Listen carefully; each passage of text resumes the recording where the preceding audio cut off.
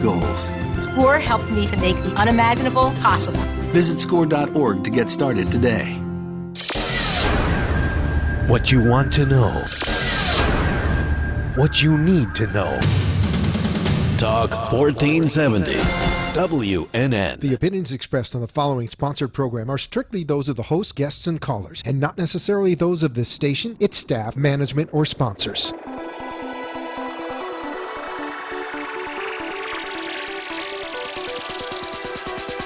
Welcome to the Lights in the Night Show with Russell Johnson, who wants to talk about and reveal what the United States government doesn't want you to know about UFOs and aliens right here in this country and around the globe. Russell has been following this material for over 50 years and will have guests who will tell their stories from around the world.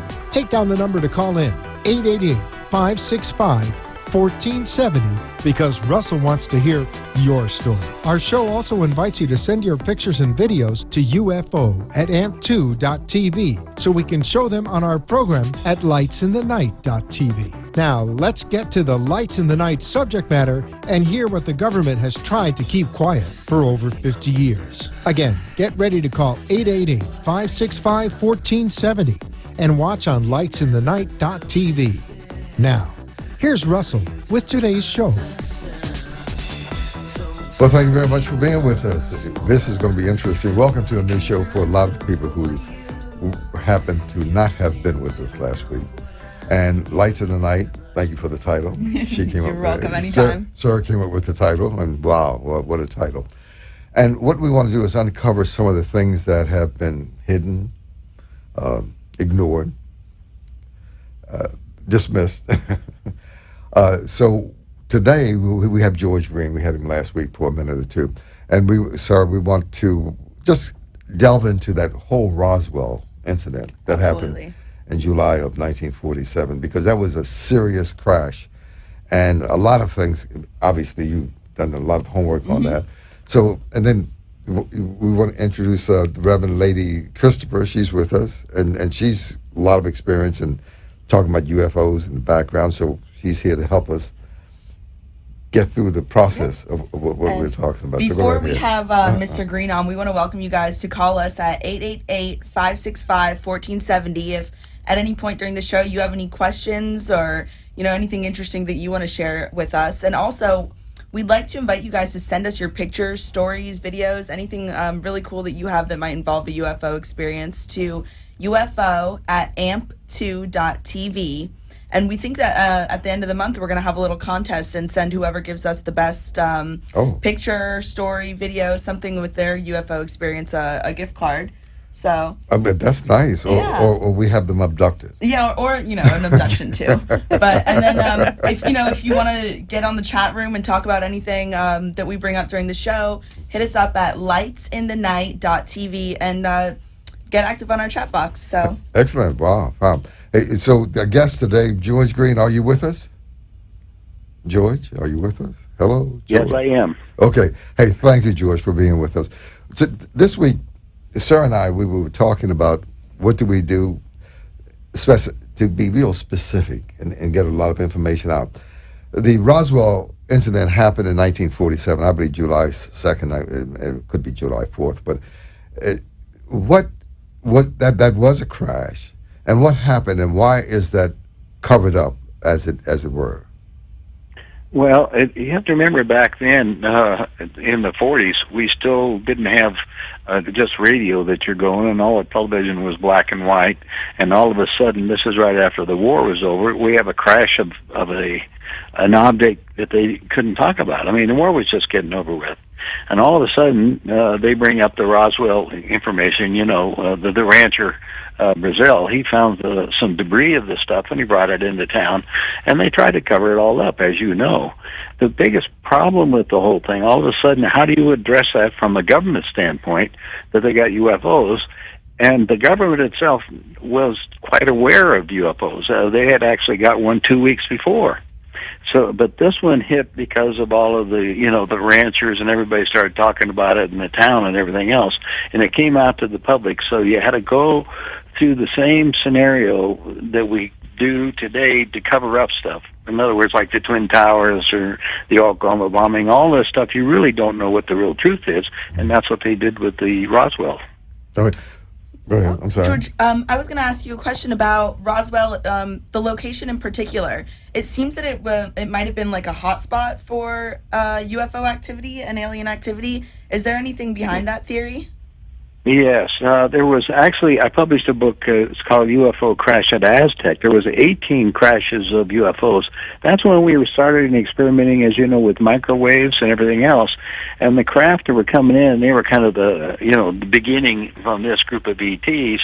And what happened is that we started, this was all done around close to Albuquerque, believe it or not. Mm-hmm. And in Albuquerque, we got the base down there. They started sending out, to measure things from the airplanes coming in, all kinds of stuff. Well, it affected the guidance systems on all these things, and that's what happened. But there was 18 different crashes that occurred. The craziest one was the one that happened 2 weeks before this, and that crash went over into Mexico, and our military, by using bulldozers, took the craft back over on our side of the thing, and then set it up the right path. Mm-hmm.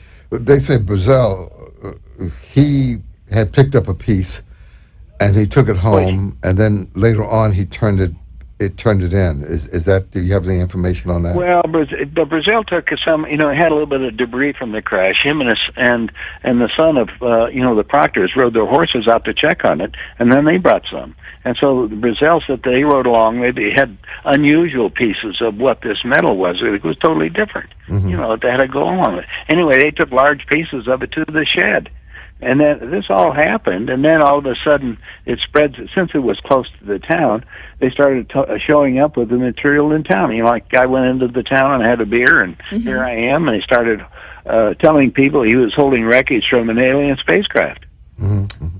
George, I have a question. So in regards to that debris, the metal, and I think that they found an I-beam of some sort with some hieroglyphics. Mm-hmm. Have there been any other examples of debris like that found at other alien or other UFO crash sites or suspected areas of alien activity? Sure.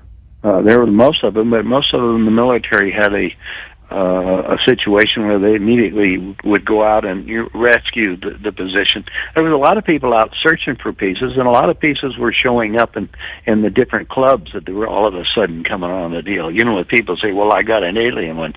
Some of the material was, believe it or not, a craft that the Germans had designed. So all of a sudden we got around, if you want to call it UFOs, that the Germans had during World War II. So they had to differentiate. The problem that was involved with the crash down in Roswell, the dead aliens were humanoid. They weren't quite looking like humans. They were the small grays. And so now, how do you cover that up? So they put together the big story about all that. Is there any truth to having hieroglyphics on any of the metal? Sure. And what were those A lot of them have writings on the metal, and they were trying to determine what it was because it's in different languages. It's like us when we have our aircraft, and I was working on a lot of top secret stuff. You have a lot of markings on it to identify where it come from or whatever in case it crashes. That's all. Is it any truth that when they were all, let's just say, organized, that's how the ship actually ran through these hieroglyphics, like holograms? No, there's some truth in what we call the dimensional. I have pictures and stuff, and actually in movies of the craft as they become invisible. In fact, they do that right today. You've heard of the crop circles, right? They're going all over the planet, as a matter of fact. But the ones over in England, they got a lot of people showing the craft becoming invisible, and then, of course, within a few minutes, they got these circles that appear out in the field. So we have that. We also have that ability ourselves. That's where you come back to. Remember when they had that experiment with the boat? I think you mentioned it last week on the program. Well, we have a ship that was actually changing dimensions in time. Now, we have that technology right now, but they're not going to give that out to the public at this minute because we got enough troubles with what's going on the planet. Yeah, we were talking about the Philadelphia experiment, Montauk. That's right, that's Montauk, another big when subject. they took that ship. And that happened about 1942, somewhere there in that vicinity. Yeah, well, one of my friends was still alive. He was part of that situation. They really screwed up his head, Well, that involves teleportation. Is that right?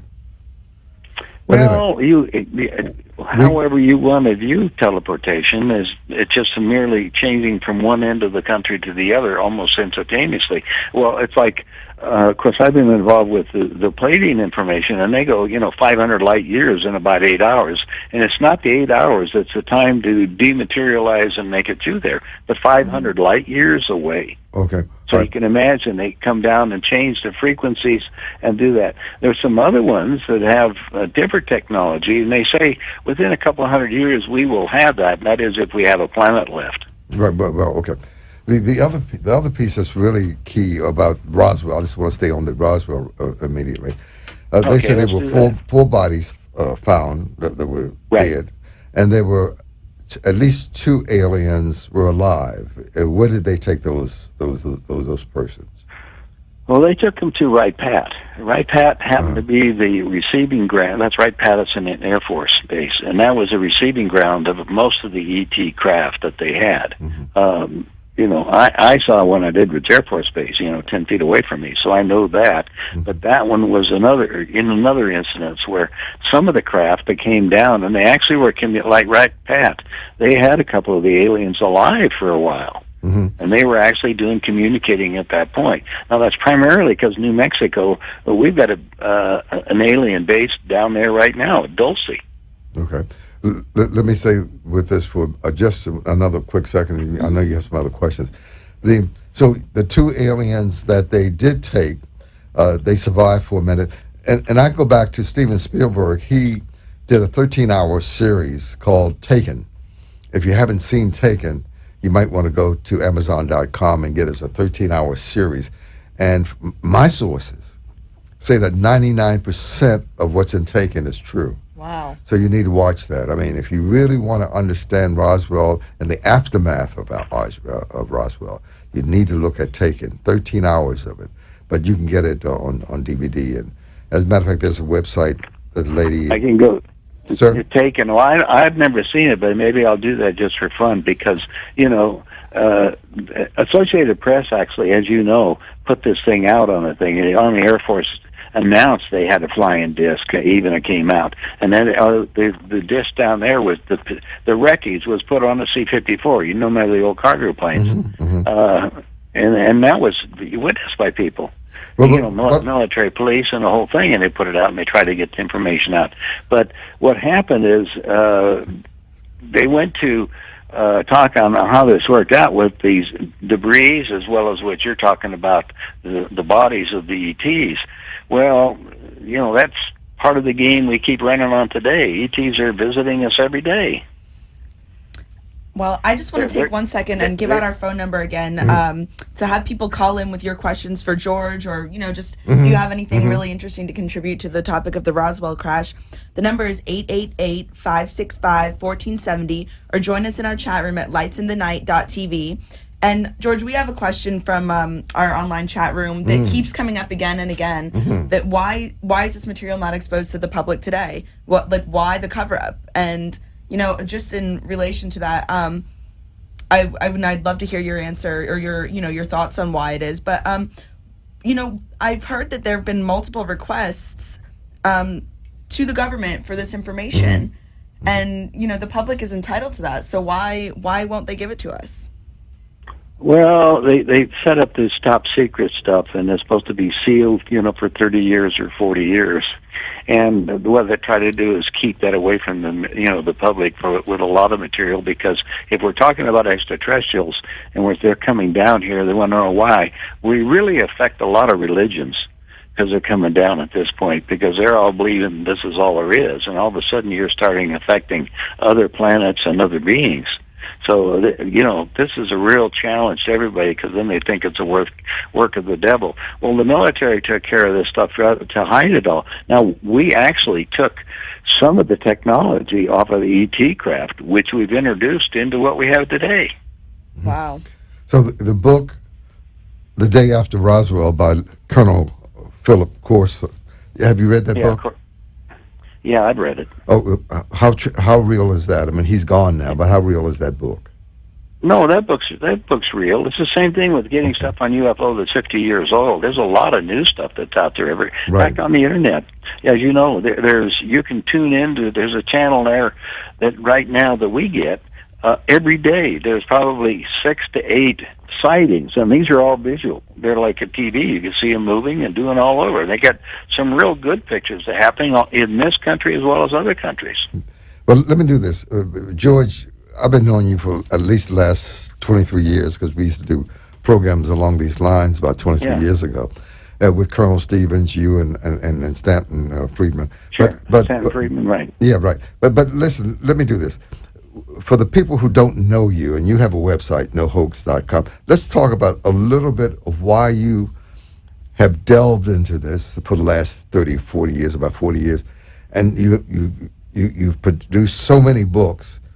And now you say you're in touch with the Palladians, and they have corralled you. Well, I was in contact with them. I'm not now. There's groups above them, and I'm involved with that. Oh, okay. In other words, because of what the situation of planet Earth right now is, we're getting ready to, go into a new cycle. So what I'm trying to do is wake people up to the possibilities, and then understand what our role in it. Don't look for anybody to come rescue it, because this is a do-it-yourself job. You and I have to do that. That's the reason why when you mentioned my website, I tell everybody just go read the Handbook for the New Paradigm, because it was written by the extraterrestrials, and it will explain a lot of stuff to you. Now, if you can read it and understand it, in the book it gives you instructions where you can be in direct contact. Okay. What's that website once again? NoHoax, NoHoax.com. No hoax. And when you go to it, go to the special message for you, and it's free. We're not charging anything for it. So they can go. I just want them to read it, digest the material. And there's 3 books, but you can start with that one because you have to. And if you're really into the material like you are, you may yourself become in direct contact, and then you understand what your role is. But it's not something that the government's going to do that, because they have all the people in the government want to keep this thing as status quo.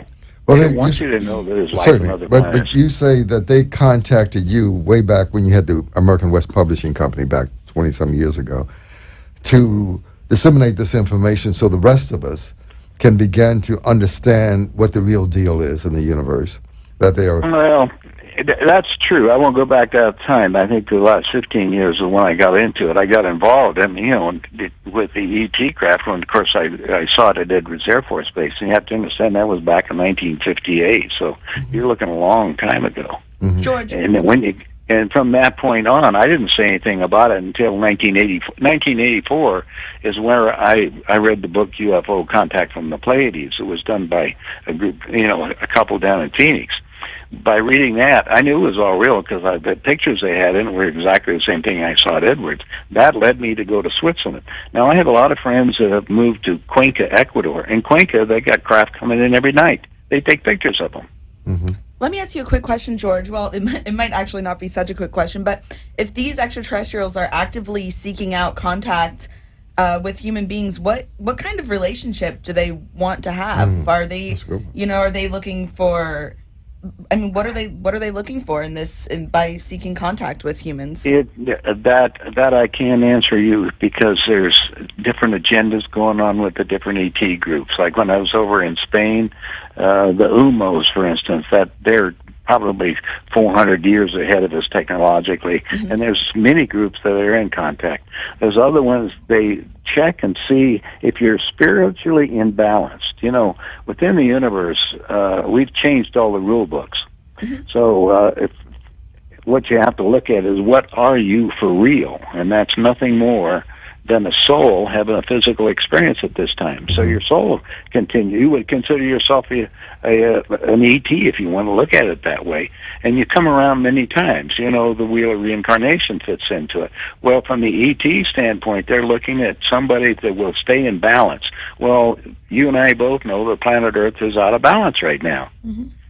Because everybody's trying to kill somebody. Well, the ET say the real, if you want to call it commandment, is thou shalt not murder thy fellow man in thought or deed, because everything is thought made manifest. So you and I are part of that. Now, they explain all of that in great details, so it makes the person want to understand who and what we are, how we relate to it, and how much we're being mesmerized by the television and all these the series that we have on to keep you focused away from what you really are. I just want to quickly touch on something that we brought up last week, that one of the reasons that the government keeps this information from us is that we're not ready for it. And is there any, when I'm talking about the kind of relationship that these extraterrestrials want to have with us, is there anything to, you know, the media craze and the movies and everything that, you know, that we should be scared of them and that there is some sort of hostile agenda? No, now you're going to go. Now we have another problem because we've got many different agendas. There's one group of ETs we can always that save hope this we're topic gonna, for another day, too. That we're going to destroy ourselves, frankly. But they want the mineral resources on the planet. But they also understand thou shalt not kill, because they come in the laws in there. What you do to something, you're going to get it. You know, the law of attraction. What you put out, it's going to come back. Or what Christ said, what you sow, you shall reap, right? So we have to look and analyze this whole thing. The information that I had with Ed Edwards, we were taking the technology off of the alien craft and putting it in our craft. How do you think we all of a sudden we get stuff that's able to go someplace? I mean, we didn't go to the moon instantly. We had to go to the moon some other way. I mean, you know, Russell will tell you, my close friend was Brian O'Leary, who was an Apollo astronaut. And of course, he was with Aldrin, and we were all discussing, because we didn't go up to the moon like people said. That was just another deal. The Russians really put up this stuff first. And, of course, today, Russia's the one that puts up the stuff in space at this minute. They're so far ahead of us, it's unbelievable. Did you have any other questions of him? Yeah. Not really at this right, time. okay. George, some people saying that the moon is not a planet. Some people say there are bases on the moon. A lot of bases have been on the moon for eons. Do you have any information on that? Well, the moon and Venus were two objects were brought along the last time when we had a major shifting in our system. You know, the asteroid belt was a planet that was inhabited by humanoids that blew itself apart. And some migrated to planet Earth, as we know. Some went to, Mars. Mars was inhabited before us. A lot of information coming back on Mars right now. But it's the same kind of a deal. We start tearing things apart. Planet Earth was engineered, according to the ETs, for 500 million people. We're according to them, we're at 8.3 billion. There's no way we can keep this game going. And that's a reason why even the Pope this week is discussing on population reduction of the planet. And, of course, he's using figures down to 2 billion. Oh, that's today's news, right? Right, that is. They've known about this for a long time. I sat in on meetings when under the Plan 2000 that Jimmy Carter put together, and that calls for World War III to begin. All right. And that was part of the agenda to reduce the world's population. I see we only have a couple of minutes. Again, your website is nohoax.com? That's correct. Okay. And so you offer a lot of books by Colonel Wendell Stevens and Linda Howell and talk about crop circles. I put a lot of information out there for people to, if they're interested in the UFO stuff, we've got them all. The trouble is, again, what do you do with it when you get it? I have friends that are taking the technology right now, giving us free energy. I mean, you may have them on your radio program sometime. I'll tell you about them. Okay, well, I'll be glad to They have meetings next month, for instance, where guys come from all over the country showing all these devices that run without any, that produce all the electricity you need. Yeah, that's a great topic. We want to talk about Tesla and what he did. I'm sorry, 2 minutes? Okay. Did any wrap-up, comments, any other questions? We only have 2 minutes. Just going back to Roswell real quick, since that was kind of our theme of the show tonight, or as we intended it to be. Right. Is there any definitive? I know the alternate theory that they offered was that it was a weather balloon, or but is there anything to definitively say that it wasn't that, or that it wasn't a like perhaps an enemy craft from a different country? There was plenty of that. You have to tell. They went to see General Ramey, as a matter of fact, commanding officer at the 8th Air Force, and he had all of the debris and stuff in his house or in the office. It was displayed on Ramey's desk for the people to go look at. That was some of the material they had. They wanted to see exactly where the location of the debris was, so he and Marcel went to the map room, and they go ahead and they parked it down. But where the wreckage was, they put in a weather balloon down there. So people said, oh, it's a weather balloon. It's another one of these disinformation games. That's what you're looking at. And some of the debris is still available, but they keep it in the Air Force. They have it. But remember, this is only one of many crashes that occurred. Right. Again, I published the one book. Right, okay. There was only 2,000 of those books published. I think we're at the end of time, and really appreciate we could go on. And again, your website, for people to go to your website and look and garner more information. That's nohoax.com, right? You got it. Okay. Before we get you off the phone, thank you for your listeners to pay attention at 6:00 at night down there. That's a good plan. Okay. You guys keep plugging. Okay. Good. Thank you, George. Thank you. Thank you. Appreciate your time. Well, next week we have. We're wrapping up now. We have another program. Hey, listen, folks. See you next week. We're going to have somebody who says he was the base commander for Area 51 on the show. Thanks for tuning in. Thank you.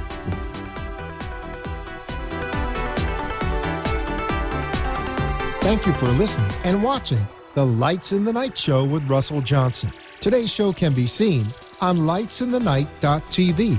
And remember to send your pictures and videos to UFO at amp2.tv. And perhaps they will be used on the show.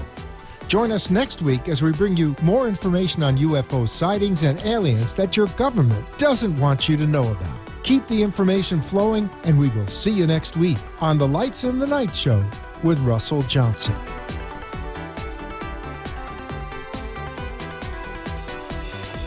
The opinions